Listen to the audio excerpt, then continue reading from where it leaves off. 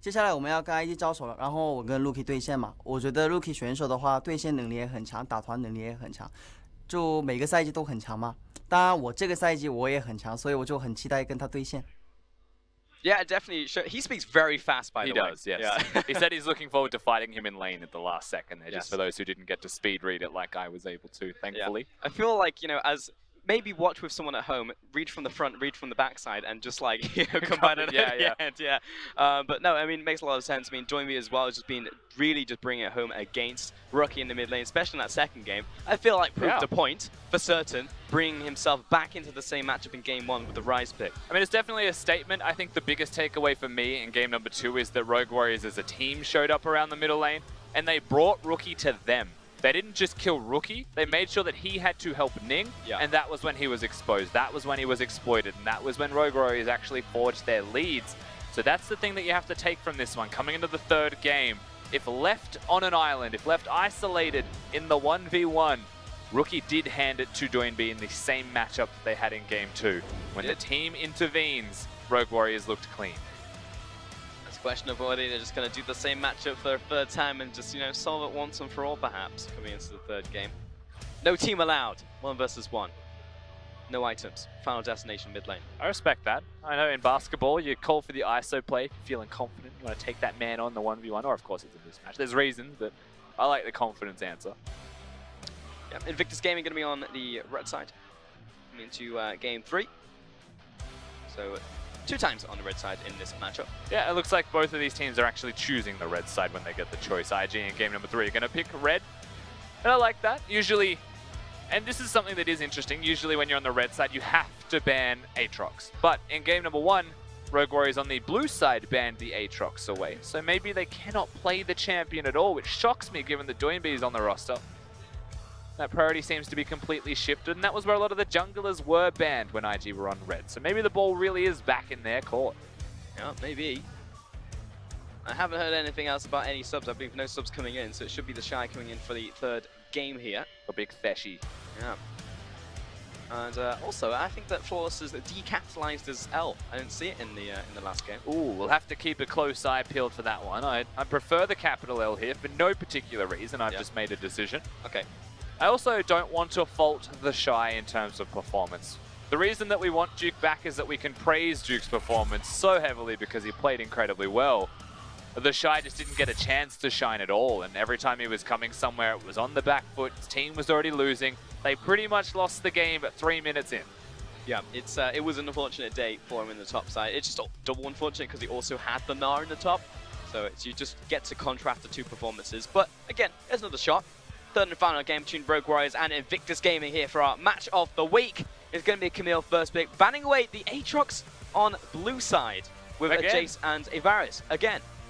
Now still get a priority of Camille, so that's a big win for Rogue Warriors. Now IG, I'm not surprised by the first pick of the Orianna. I'm a little bit more surprised by the choice of the Trundle. However, Trundle is good into Camille. One of the few picks that can deny the hook shot. Right. Oh no, it's happening again. I had a feeling he would do it.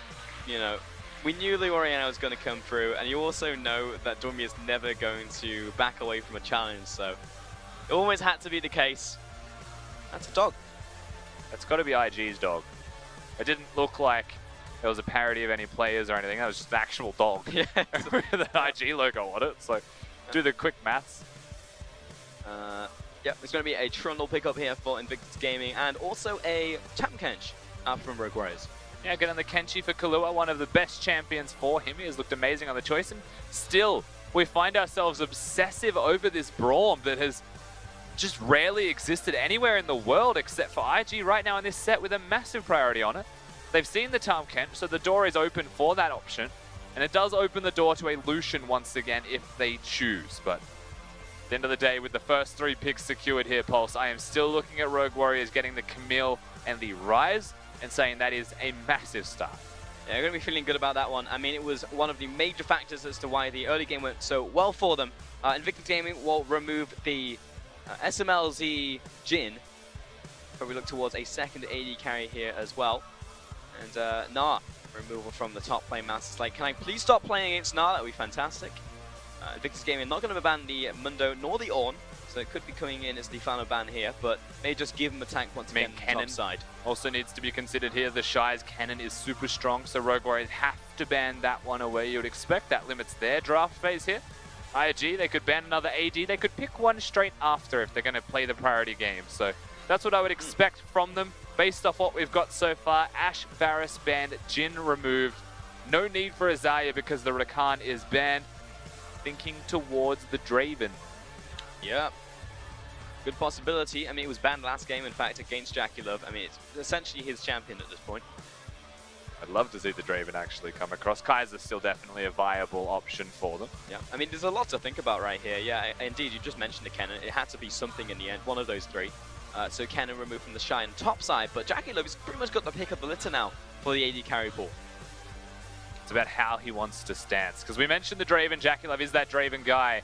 The Lucian Braum too, was yeah. the first thing we said once the Braum was locked in. So unsurprisingly, they'll go for the standard combo. They won't go for Jackie Love's pocket pick.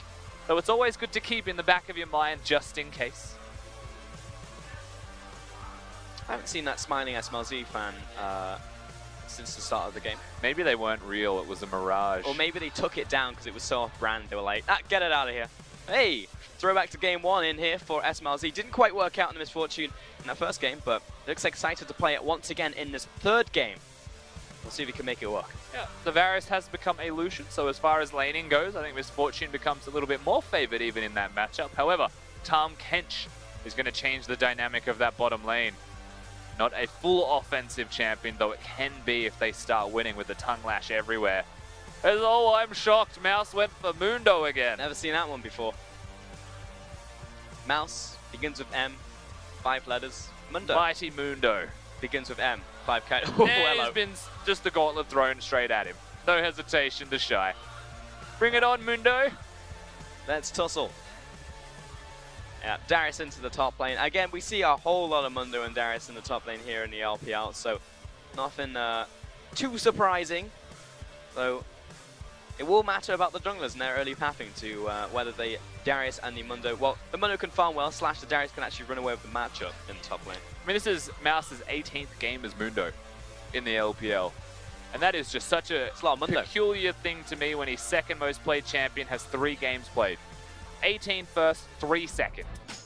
He is pretty much a Mundo main and Mundo enthusiast in this current split. And the last time that we saw him on it, he got obliterated. But the set before, when Mouse is unlocked, when he's unleashed to just wreak havoc upon his opponents, Mouse cannot be stopped. No, he can't. I mean, you actually heard it from their opponents earlier. You were saying that Mouse is the type of guy you can't really move from the top lane. He's kind of this unmovable object. I mean, that pretty much fits Mundo down to a T. It's like, well, we can't deal with him, so we'll deal with the bottom side of the map. We'll look towards mid lane. We'll look towards the bottom lane itself. And then in the very same game, they actually completely body the top lane and actually unlock him. But again, that is a rarity for Mouse. He is the solid top side. I think you've got to have a rock somewhere in the Rogue Warriors roster because you've got so much craziness happening out of the other 4 members that you want some stability. Is a rock with a good teleport. That's always going to be the thing here for Mouse. Set up side lanes, set up split pushes, do what is required of your team and be that role player, be that facilitator. And in this case, he is going to be on a tank. The rest of his composition, the Rise, the Misfortune, are going to be the primary sources of damage. Misfortune strong in the mid game, going the lethality build at the moment. Rise carries through the late game burden in the team fighting. But they're once again staring down against an Orianna and a Lucian. So they'll be strong in the mid game, they'll be strong in the late game. Their composition's team fighting is also very solid. And then they've got a Darius thrown into the works here as well. So bit of extra lane pressure in top lane. Things look good here. Very promising for Invictus Gaming's Game 3 draft. I'll see if they can actually just beat them down in lane phase once again as we come into our third and final game in this best of 3, our match of the week here in Shanghai.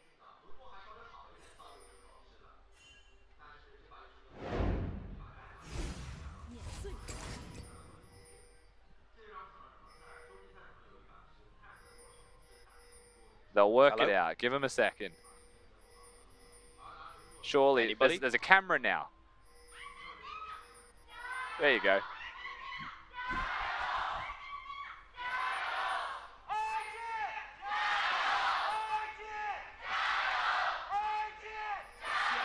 Now, for those who don't know, Rogue Warriors, leader of the fan club, is Doinby's girlfriend.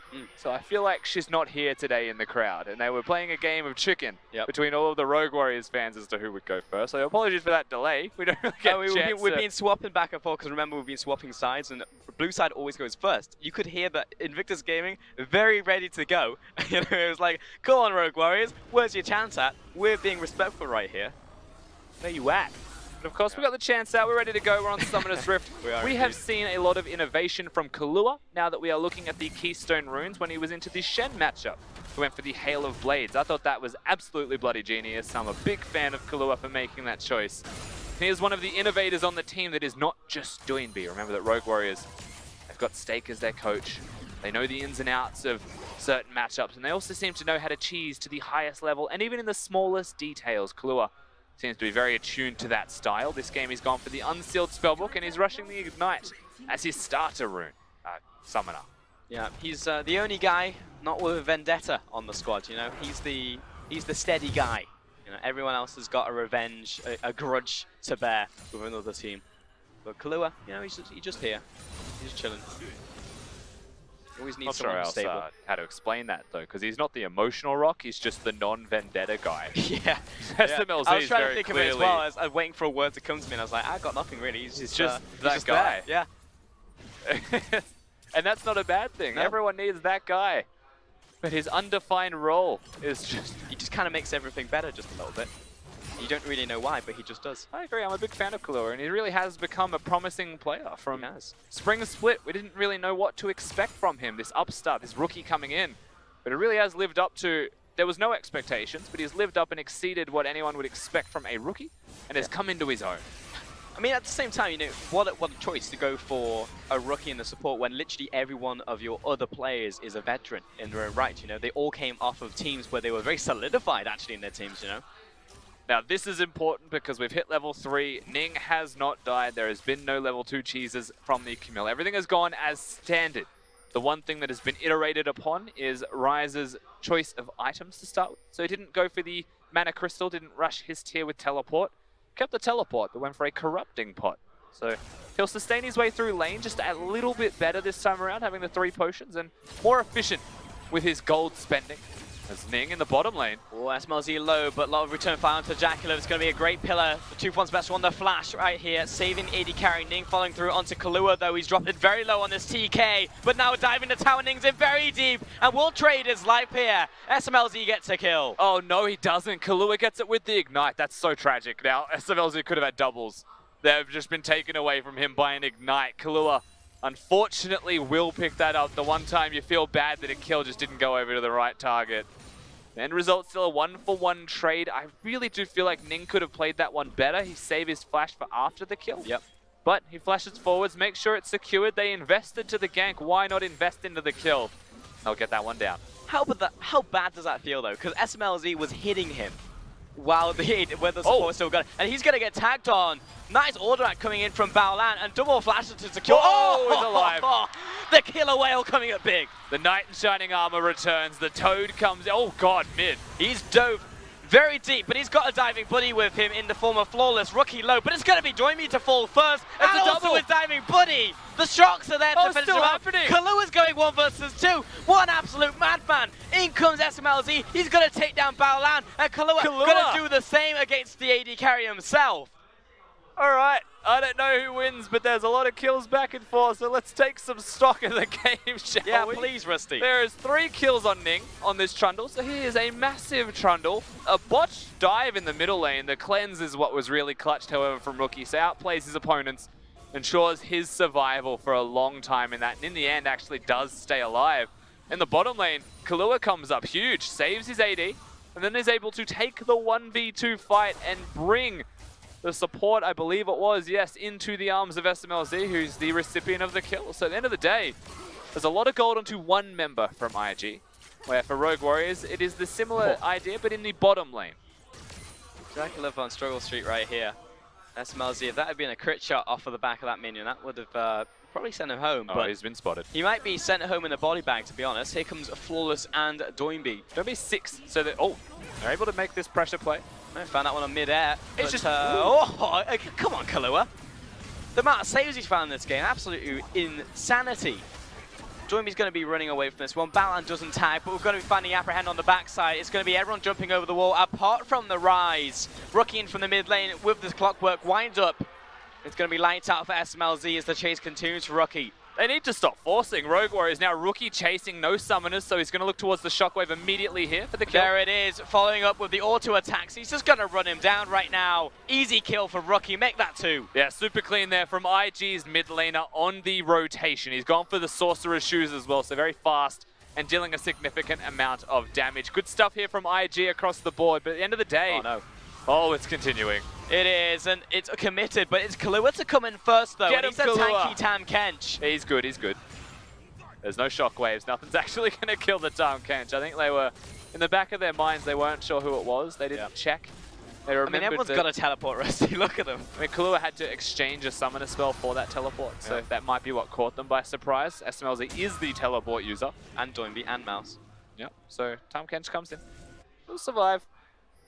And let me tell you about Kahlua. That man is the Mexican goalkeeper right now. Yep. Nothing Can't gets be past stopped. him. The safest hands in the East. Ridiculous. We up to, it's like 2 or 3 now. I think 3, actually, on saves.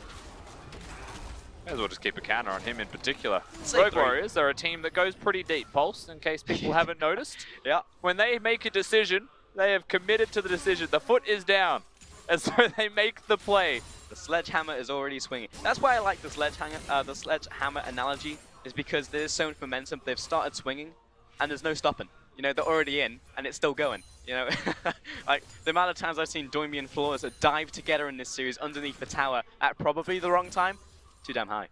In my defense of this analogy, I think a two-handed axe is the same thing regarding that momentum. Okay. Regardless of that. One's sharp and one's a blunt object. Yeah. But you also believe I that think units are they're fridge, sharp. so I don't really know what to believe, to be honest. I think Rogue Warriors are sharp. I think it's just that simple. Okay.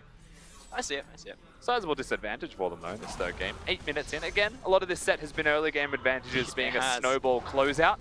But when IG are behind, you don't really feel the same miracles capable as when Rogue Warriors are behind. That's something that you have to consider through this game. That's also how fast it can accelerate, right? Because in that first game, it was insanely fast. Doinby in this comes the mid lane. He's dive. about to be caught in the middle of 3 separate members. Shockwave's going to start it, jacking over the wall of the culling, and Doinby is getting thoroughly cold right now. He's looking to back away to the top side because here comes the jungler, but it's not in time. Might be able to get a return kill for us, but now he's under attack by 2. He's going to get dropped. SMLZ turns up to the plate, but he's also low as well. 3 kills go over to Invictus Gaming. Now, Kahlua does take out Jackie Love on the backside. If you're wondering where that support was, he wasn't saving his team. That man was going deep. Gets himself a kill. Rogue Warriors, they make it a trade in the end. But holy moly, take a second to look at the level difference between junglers. That is 3 levels. There's level 4 to level 7. Uh-oh, top lane has to burn the perfect timing. Let's try to find that in the lane by himself. I mean, that's absolutely huge for him. Yeah, it definitely is. If Amundo has to blow that stopwatch early, then he's going to be able to kill him later on. It's just a phage. It's not an Executioner's calling. It's not anything that threatens the health bar of Mouse. That was just purely a trade from a Darius. And that's a lane we haven't even looked at, because the rest of the map's just been pure chaos. It absolutely has. I mean, that's good times for Darius in the top lane. You know, Mundo doesn't know what a jungler is. He was born without a jungler. Hasn't seen one until, you know, he was like level 16. Yeah, it's like what we said from the first game though, you know, top lane becomes an island, suddenly IG look good. Mid lane becomes isolated, suddenly IG look good. A lot of the trades from Rogue Warriors have been in the bottom lane, so that's where a lot of these IG strengths are really forging themselves through. I mean, we call them the true heirs to the throne. You know, right now it's being seated by RNG, but definitely Lane Kingdom sells them as a team on top of that. But currently 9-3, just constantly winning these trades out, and just rotation's not working out in the end for Rogue Warriors. That seems to be the major problem. And Kahlua, bless his heart, trying his hardest in this game to make it work. You know, He really is. He finds multiple saves, 2 or 3, then kills an enemy by himself. It's like, well, he can't kill the dead, but apparently my team's dead anyway. There wasn't a lot he could do for saving his team anyway. They were running up, they were running towards one another. Flawless may have said, I'm coming from this direction, but when you really put that into perspective, I would run away from Flawless. He was level 4, so he's not going to present any kind of threat. Flawless counter gang, ultimatum comes through, but he's dragged back in. As I was saying, he's not going to present any kind of threat and should not have made that play. So now they're going to try and defend mid lane. No shockwave, but no problem. IG have got 4. Battleland from the bottom side doesn't connect the concussive blow, but in comes Jacula. They just want the tower right now on Invictus Gaming, and Flawless and Doinby combined 0-7. This is the duo queue from hell if you're playing solo queue right now. Certainly is. It's like watching Raz play jungle. Absolute disaster. 9-1 actually on the opposite side, conversely, for Ning and Rookie. I mean, again, it seems like if this was a best of 5, I'd fully expect Rogue Warriors to do the same thing to Invictus Gaming in the 4th game. Unfortunately, this is a best of 3. They have no more games. They're back against the wall. Oh, They're well actually done. coming for a counterpunch because Ning is in very deep. In comes Rogue Warriors. They do secure this one. That one actually goes kill credit to Mouse. Now Rookie and Battleland moving towards the misfortune. SMLZ, your only choice here is to ult the wave. Uh-oh. He's not going to see them, so he's not going to know. He's just spotted one. And I don't know what's going to save him. Give him the Yasuo. Come here, let's go! SMLZ brings up the challenge. He's dead. I appreciate it, though. I can't believe he had that emote for that occasion. That was the bring it on face of SMLZ. That's how you know he's just dead to rights. So they get the kill. And now they're threatening bottom lane with a dive. The Shy's covered. No, he's not. Never mind. Uh-oh, charging up the ultimate. It's going to be sending in the Mundo. You're going to have to toss me in. Now you're going to have to get me out of there. Oh, no, I want in once again. Doinby flashes forward. Battleland rises to the challenge. Jackie for low. Rookie on the retreat. Low on mana. Oh. Double flash. Nice lead coming in from Flawless. He looked for the second onto Rookie. Oh, hits a minion. Rookie's going to be happy with that one. The tongue connects, they're however. diving. And Ning, he's looking for the defense. A lot of low health bars. Might be a return kill, but Doinby, he's got the save. Oh my god, Kalua. The save is hands and east indeed. There's going to be a big ultimate coming in for SMLZ. That's going to be a kill on Ning. Now popping off on the Trundle. 1 versus 3, but he will be shut down. The one-man wrecking crew cannot do enough here. Invictus Gaming should not be getting cleaned up just like that. The Shy cancelling the teleport. That was the go button. That was the signal for Rogue Warriors to actually make a play, and with no hesitation at all, they do exactly that. Doinby throws in a Mundo, and Kalua is able to keep his health bar high enough to continue through the rest of that play. And ultimately, they get a lot of kills from that. They really do find themselves not truly back in this game just yet, but within touching distance of closer to an even game. It's a nice investment of gold for certain, and most of that went down to the bottom side. Take a look at SMLZ. He's sitting pretty right now, 3-3-2. Picked up his first lethality item in the form of the Ghost Blade, on his way to the second with the Dirk, and he's just picked up boots on top of that. The thing is, they even give a kill to the Camille, so that's something you have to take from this. Now, the start of this play, Mouse is just going to absorb. He gets ignited, so Kalua will save him super early. And with the flash forwards from Doinby, whilst it was aggressive, he procs Phase Rush, and he's able to dodge out of the Braum. And then a flash here from Flawless to cure that one. Rookie had to flash, but he has no mana. And regardless of if Flawless has hit minions or not, the dive is on here. A stopwatch from Rookie keeps him alive for a long time. And I almost thought that Ning was going to just pentakill by himself, because he's that large on the Trundle, 7-3-1. But he couldn't quite. Full health Trundle underneath the tower with ultimate. You were expecting miracles. He also has skirmishes on top of that. There is a chance that he just beats everyone to death with his club, but not to be the case. There was enough in the tank. That being said, even though that was a lot of kills over to Rogue Warriors, Invictus Gaming have taken down all 3 outer towers. Yeah, during all of that time, the Shy was absolutely obliterating top lane's turrets as well. So he's been able to hard push that one forwards. And whilst he doesn't have the teleport, neither does Mouse after that play. And back in the 1v1 isolation, note that he has rushed a Trinity Force. I feel like Mundo may not feel too good about that one. He may not go where he pleases. Yeah. I mean, that's the thing, right? When you go Triforce into that matchup, it means that I want to face the Mundo in this 1 versus 1. You know, if you get ahead the curve, also going to be great in skirmishes and team fights, but primarily looking to put the hurt down onto your opposing lane matchup. Fully expecting an Executioner to come in on top of that. So it really is just an arms war in the top lane, but one side is buying guns and the other one is buying riot shields. Shields have a moderate degree of success. And shield bash people. I'll give you that one. Yeah. But you are correct. The Shy is well and truly online and should be blasting his opponent in that 1v1 now. The jungler is the big point of weakness here for Rogue Warriors. 1-5 compared to 7-3 of his opponent Ning. So very clearly, if there is an isolated jungle skirmish or if there is a situation where IG can rotate around their jungler, the objectives will crumble. This is an example of exactly that. This is going to be another nice bit of tempo in the back pocket for them to spend later. Where to place it, that's the question. They have got so many options. There's a wealth of choices. With all of the outer turrets already dead, including the middle lane, they don't have to go there. They could go threaten inhib turrets even after the inners go down. Ning immediately in the top lane. Watch out, Shelly might go mid. You never know with Shelly. What a bloody chance. Nah, she's going to go top lane. Good at playing co-ult, Shelly. Going to crack the tower. Bot lane. Get another charge off, actually. Rogue Warriors are all on the bot side. Flawless has to recall, so there's a charge onto the inhib turret. Exactly like we said could happen, as well as they're sieging mid lane at the same time. It's ridiculous. And they're still bottom. Rogue Warriors, yeah, What they're are you looking to doing? make a play. The Shy's like, come at me, let's go. I'll take out Flawless anyway. Now he's in the 1 versus 1, and I'm not actually feeling joy of his chances. Here comes the dunk, the 1 versus 2. The Shy looks at Daphne's beady eyes, he spits in them. 1v2 double kill for the Shy. Now 2-0-1 IG grouping up, knowing that Doinby is dead. The Flawless is removed from the map as well. And Rogue Warriors, they have to be desperate. SMLZ unleashes the bullet storm, gets blown up in place. That's the problem when you have an Orianna on the other side. 1 versus 3, and this is not working out for Mouse. In comes the save out from Kahlua, but he dies anyway, and he's going to die on top of it. Invictus Gaming, 17 minutes in, looking at an inhib. They just clean house. There's a chance the Shy dies, so he's just going to survive through this one. Inhib falls for certain here now. Rogue Warriors, I mean, in retrospect, they'll be wondering why they made the decisions that they did, but a 17-minute inhibitor just opens the floodgates for IG. They are going to go back. They're going to spend a wealth of money, all of the riches they have rightly earned. They are so set to succeed. This is the 1v2.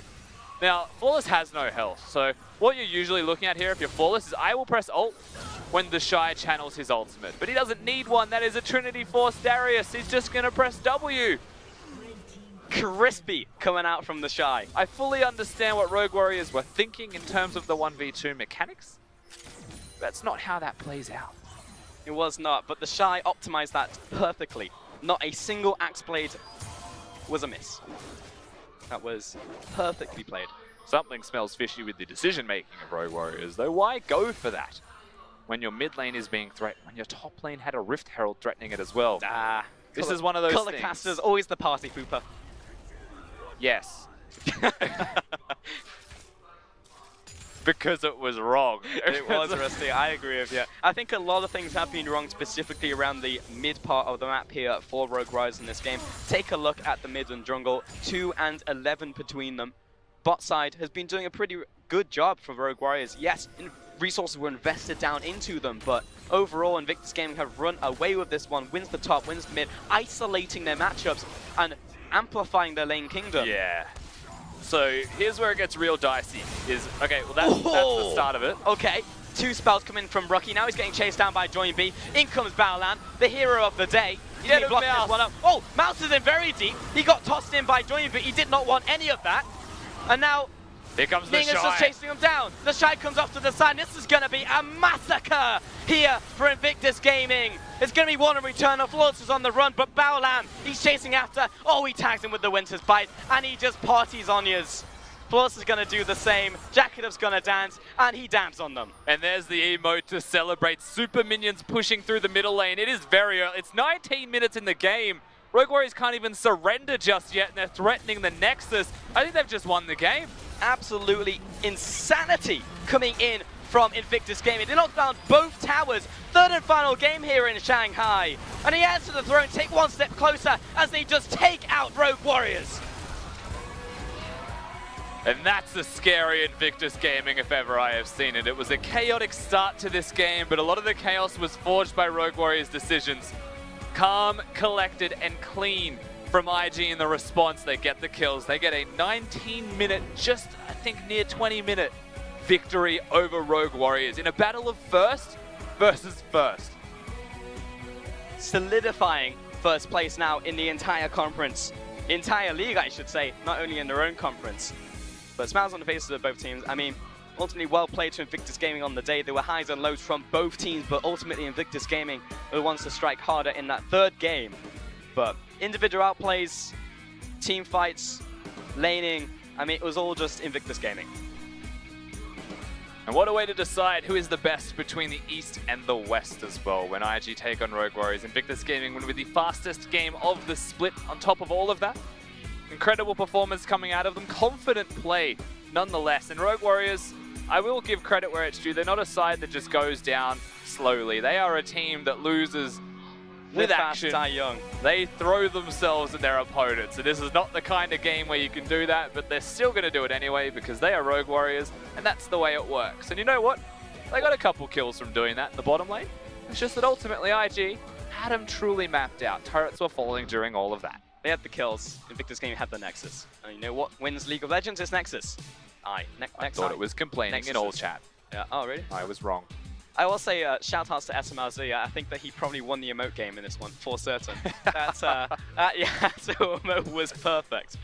I didn't even know that emote existed. Yeah. It was perfectly timed. Bring it on, he says, as he has no choice but to die. Okay, and die he does. Oh boy. In style. But yeah, again, as you said, they couldn't even surrender Rogue Warriors. That was a 1955 win here from Invictus Gaming. Similar to the first game, but just even faster, to be honest. And that is amplified by the fact you are facing a team like Rogue Warriors who will keep just charging at you face first. But it did collapse from the jungle and the mid lane outwards. And I feel like in that second game, it was the inverse. It was actually the mid and jungle who actually exploded the game for Rogue Warriors. It feels like they just did live and die by that mid 2 versus 2 in the series. I mean, when you put a lot of this into perspective, and we said this at the start as well, IG will be a win lane, win game type of team. Rogue Warriors are a team fighting type of team where they force plays. And a lot of this last game was Rogue Warriors forcing plays, but IG were winning lane. So it was very easy for them to respond to those plays happening. And that's always going to be one of the quarrels that we have with Rogue Warriors in general, is when they try and take forces from deficits. It's very obvious and it's very easy to diffuse. And even though there was heroic efforts, I will say, from Kahlua namely, in trying to make big plays, be a hero for his team, he couldn't make it happen because IG were just too solid. I mean, this is exactly what I wanted, the best emote in League of Legends competitive play that you've seen so far. Bring it on! I am the most dead, was basically running through his head. Classic. Classic SMLT. I mean, again, they made the counterplay off the back of that, though, which was nice coming out from Rogue Warriors. Again, Kahlua, this was like the 4th save in a row right there from him on this Tam Kench. They managed to turn this, they get some kills, namely over to some of their carries. Flawless gets one right here. Multiple kills go over to Joinby and the carries, and specifically SMLZ on the backside. And you know, speaking towards Flawless, I think this is a prime example of how inconsistent he can be as a jungler, especially when he falls behind. You know, when he was ahead on the Camille game, he can make those aggressive decisions because he can also win 1v1s. But in this game, a lot of his hook shots firstly missed, and they were read by their opponents. So you look towards mid lane, you sometimes didn't even see him coming in because the hook shot just didn't connect or find the target. And then he'd also just do it at inappropriate times, at bad moments. And, you know, mispositioning, falling behind in levels, but still playing Camille like you're ahead. You don't get much of a choice, I guess, anyway. You have to farm through, but he was just mapped. He was beaten by Ning, and that's what happens in these games between these junglers when Flawless is so inconsistent. And it just, again, the running commentary going through this entire series was whoever wins the early game apparently just wins the game. Straight up. I mean, Flawless had a fantastic read on the second game, then immediately Invictus Gaming go backstage. They like, okay, how are we going to plan out the early game? They had a much different early game in the third game. Again, it was like maybe the same strategy coming out in some way coming out from Rogue Warriors in the third. I mean, the same trick will not work multiple times, and ultimately Invictus Gaming managed to control the early game. Of course, there are ways to bounce back from there. But again, this is a top of the table clash. You know, you expect a team like Invictus Gaming when they have the lead to keep a lead, whereas like Rogue Warriors against pretty much everyone else in the league, you know, it's like comeback time is always a possibility. Yeah, and that's the thing. Like when a team like RNG plays against Invictus Gaming, you can see a similar style to what Rogue Warriors are trying to do, but with a more tapered early game. Because if IG are the best at winning lanes, you can just draft better lanes than them, right? And then you can have a better experience during that time and just try and scale. Or you could pick a team fighting composition instead of being hyper aggressive in the early game and acknowledge that you're going to sack 20, 30 CS and just have one winning position on the map. Focus that and trade with IG. Then get to mid game, then get to team fights. These are options that you could take. But Rogue Warriors are such a strict style in the way that they play League of Legends that it has to be doing B, it has to be doing B with Flawless working in tandem to make plays that you just map it out. You know, you just pick Orianna into Ryze, and this time you pick a Trundle. So you don't pick a losing jungler. You have a better experience, and suddenly, because mid is more isolated, you win.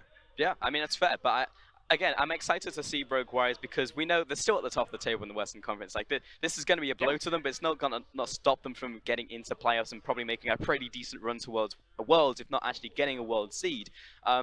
I actually do really want to see what this current iteration of Rogue Warriors looks like in the best of 5, right? Because this was the fastest game of the split coming out from Invictus Gaming, but it's also half of that is the way that Rogue Warriors play, and they play very fast even from behind. So in a long series, it's like, well, instant reset, let's go backstage. That's what they did in Game 1. Game 2 looks fantastic. This is going to be outplay here from the Shy. Yes, I 100% agree. Probably should have been here Flawless and Doinby, but that was them the entire game, in fact. And even during this fight, we mentioned it during the game, you know, the fact that the Shy is able to just kill Flawless with no problems at all when Flawless has a stopwatch and an ultimate to dodge damage is indicative of what he was thinking and how the Shy knew that. And he was able to map that out against his opponents, makes the counterplay just by pressing W with a Trinity Force and a Sheen proc instead of channeling an ultimate, which takes a half second, which is reactable by your opponents. So I think that was super smart from the Shy in the end. He played it the best he possibly could, doesn't miss a single spell, and gets a 1v2. You're 100% right, Rusty. That was fantastic stuff coming out of him in the end right there. But I will say that, no, I respect the choice to keep the Shy in. You know, I don't know if Duke would be able to pull off that that maneuver there in a close situation. I don't know. He played that first game exceptionally well. So I don't know if he would be able to do that in the third game. Yeah, I think that both Duke and the Shy had a good set, and I feel like based off Game 1's performance, I would say that he would be able to do that anyway, right? But that's also in a vacuum type of situations. Sure. I think a lot of the faults lied with Rogue Warriors. As much as I want to compliment the Shy and say Duke can't do such things, we don't know, and we know that Rogue Warriors made a mistake, which is what led to that in the first place. That's what we do know. Yeah, it was a combination of errors as well coming out from the mid lane, and then it just exacerbates in the end. But again, I mean, this is why it's be interesting to see Rogue Warriors play out again within their own conference, but also moving forwards into playoffs as well, and looking even maybe at the gauntlet. Maybe if they don't manage to succeed in the playoffs, maybe they do in the gauntlet. There's multiple ways for them to actually find themselves a world seed. Yeah, I can't help but be excited by Rogue Warriors in general. You know, losing fast is exciting to watch. They're an entertaining team to be a viewer of for certain, and they're a team that you should continue to watch because you're right, being in the Western Conference, they're pretty much all but guaranteed first place, which is a semi-finals berth in the LPL playoffs. Really good for them. We've got some final business to finish up, and that is the fact that Ning is our man of the match, so congratulations to him, actually finding 2 in this series. Over to him, so congratulations on his Trundle pickup right here. 10, 3, and 5. Right place, right time. Very deserving. So he was always in the correct place to get counter ganks off. He was mapping out Flawless, and the junglers had a lot of influence in this set. Ning in the third game playing very well. Obviously having a super large influence is deserving of the MVP. Yes, indeed. This is going to be the final fight right here, and I appreciate that they chucked in Mundo like Gimli. It turned out very differently from the Siege of Helm's Deep. He doesn't have a stopwatch, so he just gets one hit. SMLZ is kind of using his ultimate in melee range of people, so he has to get gobbled up. And really, everyone's just losing on every front. This is one of those fights where you're looking at it and you're like, they couldn't be more desperate, but they're still making plays, and I respect that. That's kind of just how you feel about it. Is, you know, stopwatches. Yeah, it's going to be a thing. Missed time right there by the Shy. The Shy couldn't get any spells off. He kept trying, but he missed them all. I appreciate what he was looking for there, but again, really clean stuff coming out from Invictus game. But I appreciate the fact that Rogue Warriors, no matter what situation they are in, it will continue to fight until the last man. Let's take a look at the standings, though, and see how the conferences are now shaping up after today's games. We had 3 coming our way. It's been a long day for us. And Rogue Warriors, as you can see, now an extra loss on their tally. They are now 11-3. And then Invictus game, of course, 12-1 now, taking the firm first place in the league. A TOP bringing it back, getting a W for the Western Conference as well, though, so you got to feel good about that one. And of course, RNG getting that victory of their own. However, IG and RNG between them have clearly proven who the superior conference is through cross-conference play. They have indeed. And then again, at the bottom, you've got to be looking at teams who can make late conference runs, and that's going to be all of the West. All of West, yeah, because everyone's lot, ready to go, yeah. And then I guess WE are like slightly further down the rest, but again, they've been looking better recently. Maybe they can make their run. It's week 7 now, so it's the last week of cross-conference, heading into intra-conference play very shortly. So again, still plenty of games for the teams to actually find a way. It's about 6 or 7 games for most of these 2 teams. Tomorrow, though, we'll have more games coming your way. That'll be on Sunday. Now we're starting off the day with Vici taking on WE, following up with LGD and Hangzhou taking on Edward Gaming, and then Jingdong will finish up in Chengdu against OMG. Yeah, JD Gaming trying to cement the top of the Eastern Conference, just being that much more superior, but OMG really are becoming the dark horses. So that is my match to watch tomorrow, where Vici versus WE. If you're a WE fan, please don't watch that one just in case, because they should win that game. Vici have been a train wreck lately, and God, I hope WE gets a victory there. They need one. It's a different train every time, though. If you're a train spotter, then you might want to watch, because it's been different things. They threw Coco into the mid lane the other day to face that. You can't basically saw the lovers' quarrel between Swift and we got to see that one. Yeah, that was unfortunate. It was like, you brought me in for this, really? That was a sad series. And I know that I said don't watch WE fans. I know you will anyway. So yeah. It's fine. I'll see you there. Committed. Yeah, 100%. Because, I mean, every single time Xian is booked out, you know, 100%. I mean, I would go just to see the drums, to be honest. I want to be part of the... Yeah, exactly. So, again, new arena here in the LPL. We've got plenty coming your way following that. But for now, though, we're going to close out the show. Chinese side still going if you want to catch that one on Panda TV or Doyu. For now, though, on behalf of myself, Rusty, and the entire broadcast team, thanks so much for watching. We'll catch you tomorrow.